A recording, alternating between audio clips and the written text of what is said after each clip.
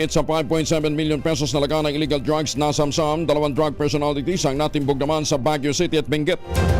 Detalye na balita mula kay RH41, Romy Gonzalez, na imbag na bigat, Romy.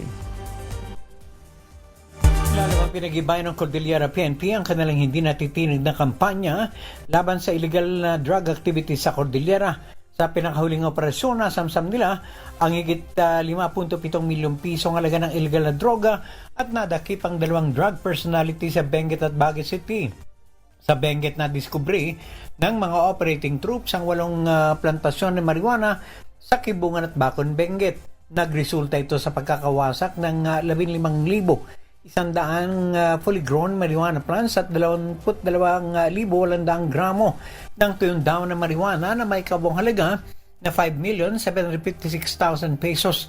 Aktibong ipinipursige ng Cordillera PNP ang investigasyon para matukoy ang karagdagang taniman ng marijuana sa mga kalapit na puok at mapanagot ang mga individual na sangkot sa illegal na drug activities. Samantala sa Baguio City, natiklo ang mag-live-in partner na 43 anyos na lalaking high-value individual at 36 anyos na babaeng street-level individual sa ikinasang bypass operation sa Barangay Bakaking Central ng makagawad ng PNP at PIDEA. Sasampan sila sa kasong paglabag sa Republic Act 9165 o Comprehensive Dangerous Drugs Act of 2002.